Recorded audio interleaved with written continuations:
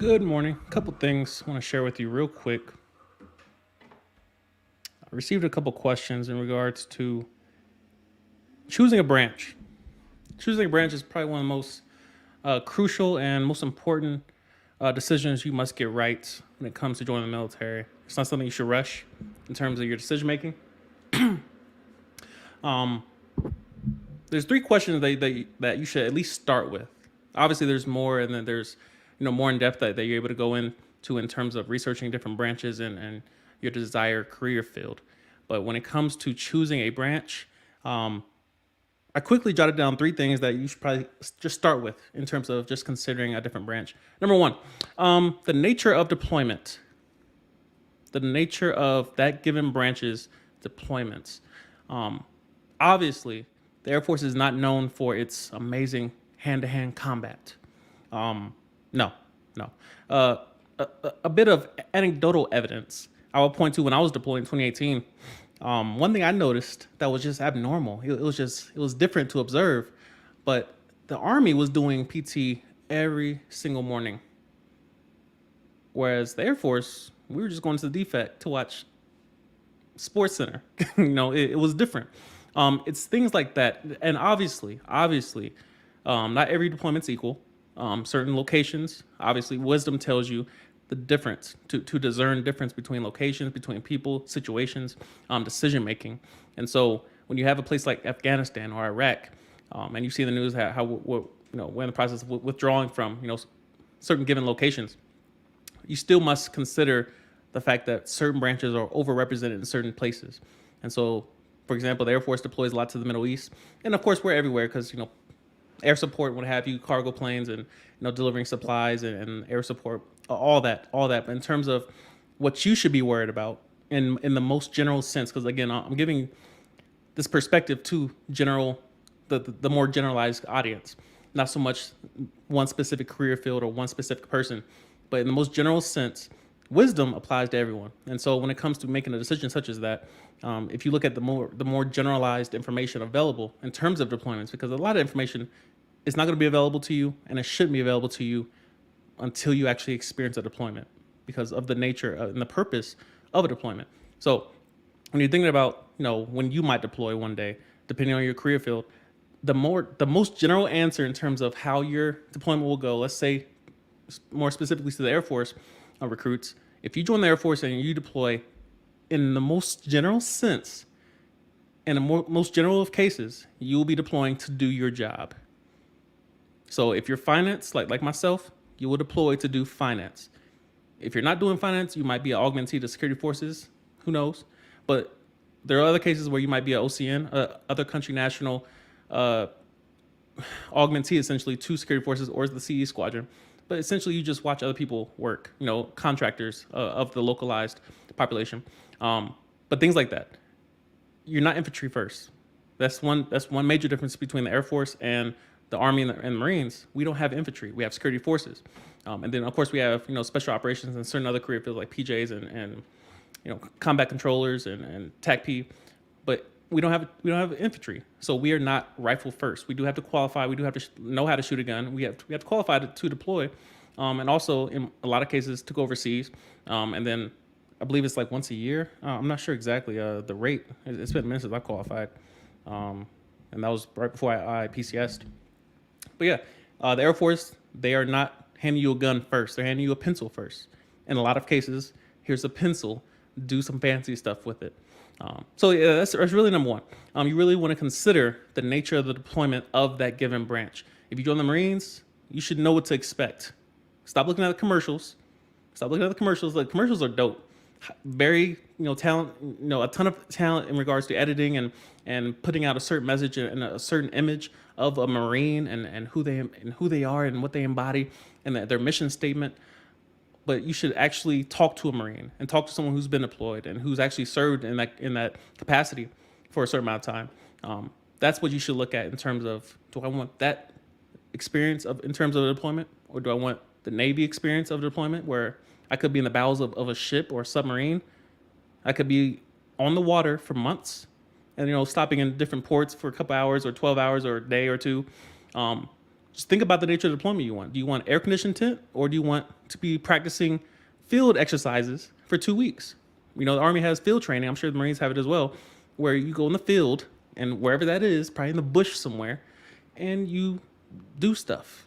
I've heard horror stories. My dad he was infantry in the Army, and he always told me stories of how they would go in the field and there's no showers out there. Like, you're out there to do exercises, to train. So it's those things that you should consider and think about in terms of the lifestyle, the quality of life you want. A lot of people, they call us chair force because we sit in offices and cubicles and we drink our coffee and we live a certain lifestyle that's very comparable to the civilian lifestyle. Whatever. If you can get in, you're essentially, and the main point that you want to think about in terms of the military as a whole, because it's essentially a job. But if you boil it down into a wisdom statement, you would say, I'm getting paid to solve a problem for this particular branch. So I'm finance. I'm getting paid to solve finance problems. And when I deploy, I'm getting paid in most cases to solve finance problems. I prefer that amount of predictability in my career field, especially in regards to a military branch. So yeah, that's number one, the nature of the deployment. Number two, career field availability. There probably won't be, and there probably is, but not that I'm aware of. I don't believe there's any sniper positions or sniper AFSCs in the Air Force. If you want to be a sniper, you want to be a marksman, you can be a marksman in the Air Force, but you probably won't be doing it with, a long range 50 cal, whatever guns that they use for sniping. I'm sure there might be some exceptions, but the rule is if you want to be proficient with as many weapons as possible, you can probably do that in security forces. But again, the chance of getting one specific job, it's not up to you in most cases. I believe I made a video. There's 3 variables that determine what job you get in the Air Force. Go check that out. But yeah, certain career fields don't exist in certain branches. If you want to drive a tank, don't join the Air Force. We don't have tanks. If you want to be a pilot, you can probably join any branch you want, with the exception of, no, because the Coast Guard has helicopters. And again, I don't really count. I believe Coast Guard falls under the Department of Defense, unless during times of war they fall under the Department of Defense. No, Homeland Security, and then during times of war they fall under Department of Defense. Anyway, career field availability. Certain jobs don't exist in certain career fields or in certain branches. A nurse is across the board. Finance, across the board. Personnel, across the board. Admin, across the board. And again, they have different names for them, MOS versus AFSC. There's different names, different acronyms for that particular branch. But in the most general sense, if you think about a civilian job, if I want to be a cop, well, there's cops in every single branch. There's military equivalents in every single branch in terms of being a cop. So think about career field availability in terms of, again, I constantly say this, you're not guaranteed any one particular job when you join the military. The recruiter might be able to get you a certain position. They might be able to work with you, and they might be able to pull some strings, and there might be a little bit of luck on your side, but there's typically 3 variables that determine what job you get. So go check that video I made. Job availability, career field availability. Just think about it logically. The Air Force doesn't have tanks, so if I want to drive tanks, or if I want to do anything in regards to infantry, boots on the ground, I probably shouldn't join the Air Force. I probably should join something that has infantry. At least on the ground level, on the base level, they have that available to those who just kind of pass the ASVAB in the most general sense. And then you can move on from there in terms of choosing more specific jobs. And lastly, and this is probably one of the most important ones that a lot of people don't think about until they're retiring or until they've been in 10, 15 years. Do you want to monetize your mind or your body? Would you like to monetize your mind or your body? One thing you will notice very quickly, and depending on the branch you choose, you will notice very quickly which side of you is valued most. And again, it's not so much that they choose one over the other, but they prioritize one over the other. So the Air Force, they're prioritizing your mind over your body. We have PT tests either every 6 months or once a year, depending on your score. But that's it.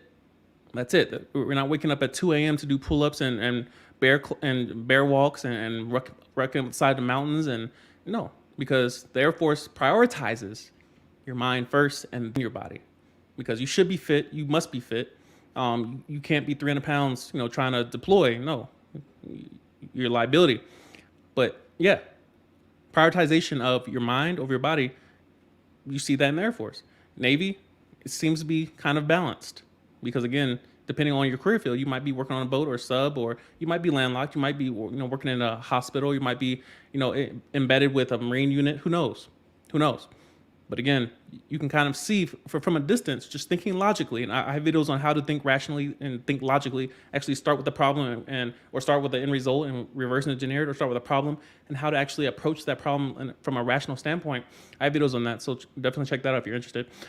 But yeah, the Marines, they prioritize probably your body over your mind because they don't expect you to be doing too much thinking depending on your rank. That's why one of the first things you see this in the boot camp videos where they say, "Scream I, sir, bro." Bro, when I give you a command, when I address you, scream I, sir. I, ma'am. There should not be no thought in between my command and your response. It should be immediate. And they expect that because of the nature of the branch. And especially in those cases where you're in certain situations where if you're in a deployed environment or you're outside the wire, you're engaged in a certain predicament or situation, they don't like a lot of lag between the command and the response and the reaction because of the nature of that branch. And of course, you're given career field and MOS, what have you. So keep those things in mind that the Army, again, you might have certain career fields that are balanced. But again, the Army, you get a gun first. You're a rifleman first. You're infantry first. And then you have a specialty attached to that. And of course, it gets even deeper when you're officer versus enlisted, because a lot of times enlisted, you're prioritizing followership over leadership. Your first, call to action would be to follow properly, to follow well. And then in certain cases, you're leading with those, under the given hierarchy, it spreads out and it goes down from there. I don't want to get into the weeds because I'm trying to make this efficient and kind of concise in terms of getting a message across that, first of all, it starts with wisdom. Let's just get that out there. Wisdom. Wisdom is the ability to discern difference. A lot of decisions that a lot of people make, you see people unhappy in different branches, and especially long term, time tends to reveal the errors in your decision making. Can your decision stand up to scrutiny over time?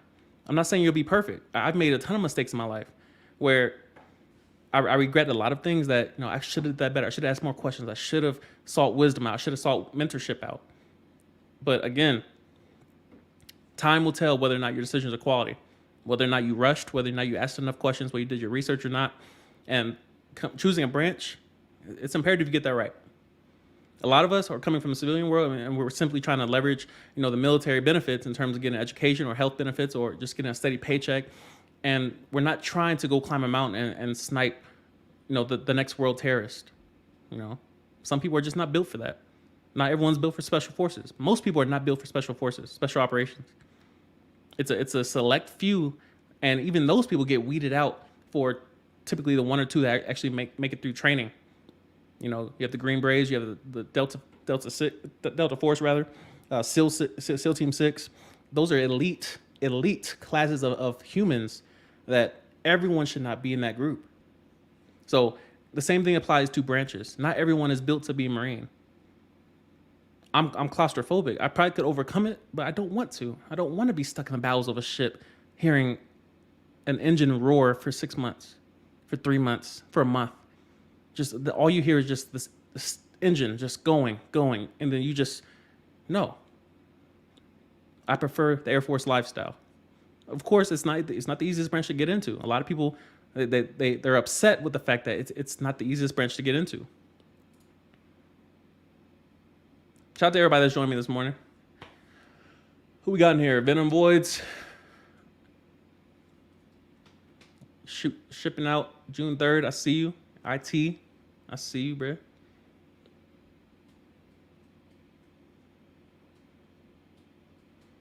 Yeah. So choosing a branch is imperative you get that right. Do you want to monetize your mind? Monetize your body? You're going to have to monetize one of them. You see this all over the internet. All over the internet. Are you prized for what you offer with your mind, or are you prized with what you offer with your body? Some people are able to do both, but you will have to prioritize them. You will have to prioritize them. And the NFL quarterback is probably not doing, lectures at Harvard. They probably could do it. Let's say they have the credentials. Let's say they're a quarterback at Stanford. They went to the Ivy League or whatever, and then they decided to take their talents to the NFL. They probably could do both, but you will have to prioritize one. Kyle Murray, he had to choose NFL or baseball. Michael Jordan, NBA or baseball. You can only do one at a time. As talented as you are, Tebow, you can only choose one to do right now, to do first. And then you prioritize the rest of your day. You have 24 hours a day. There's plenty of time to do a lot of things. So that's the video. I really want to shed some light on that. One quick thing that I did get a question on, and I want to make sure I addressed it. The concerns of going to war in the most general sense. And again, I constantly have to give these disclaimers because a lot of recruits, including myself, coming from the civilian world and then coming to the military environment or attempting to come to the military environment, we have this idea of what war is, of what deployments are. When we say I'm going overseas, people automatically picture a scene in CNN of smoke and sand and tanks going behind them and special forces and these unmarked, what looks like Toyota trucks with a flatbed and a 50 cal going out the back of it. And what we saw in the movies and all these Bourne series, that's all we picture is just the no man's land, the Sahara Desert with a bunch of guns and vehicles and trench warfare from World War II, and we've got bayonets on the end of our guns, and we're going hand to hand, and again, that could be your experience. Maybe not the World War II, analogy, or you may not be in the trenches per se, but not all war is pretty. And thankfully, a lot of us don't have to see that. Thankfully, because someone else is doing it. There are a lot of jobs that get done in this country and in this government, and especially on the military side, where we just don't see the results. We don't see the input. We don't see the output. All we know is that there's some level of order. In my house right now, there's some level of order here. There's not a lot of leaks. There's no leaks. I don't see any rodents. Definitely no puppies or anything. There's a level of order that's here, but it's due to someone placing that environment in order. So when you think about the military, someone is doing a job, thankfully, that you don't have to do it. So the concerns of, I'm worried about going to war, I'm worried about being drafted. First of all, we must do research. We must understand that a draft has to be signed into law. It's not something that happens overnight. It's not something that just happens at a click of, snap of your fingers, where we just start pulling people. Come on, let's go. No, there's steps. There's steps. Another thing that a lot of people,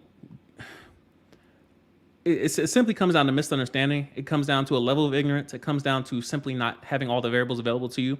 But if you're a recruit right now, you should understand the fact that we are not at war right now. We have deployments, but we're not at war. We might be fighting battles. We might be engaging. There's a ton of prevention going on. Hence why we're in certain regions, why we're in certain areas. That's the purpose of the military, and at least our military currently. And it's why you see withdrawals is because we were once there or we are there.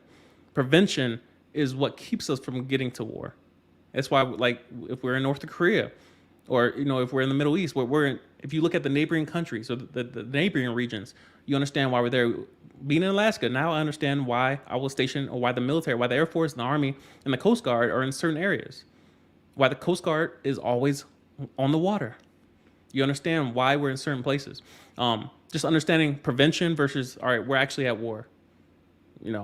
So just be mindful of these things, that a lot of things that are controlling your decisions, a lot of things that influence what you fear in terms of the military or embarking on joining the military, it might be wrong, because all you have, and all humans have, is their perception. That's all you have. You have your perception, and your perception could be flawed in terms of influencing you to the wrong conclusion. So obviously, a quality question helps with avoiding being led to, a wrong conclusion or the wrong answer. So just want to share that with you. Yeah, there are a lot of things that you probably won't know until you actually join. But obviously, I offer consults down in the description below. If you want to have a conversation, if you have more questions, if you want to get more detailed about certain branches, more in depth about certain career fields, definitely reach out, hit me up, and we'll definitely talk. But that's the video. I would say what's good to y'all. See y'all next video.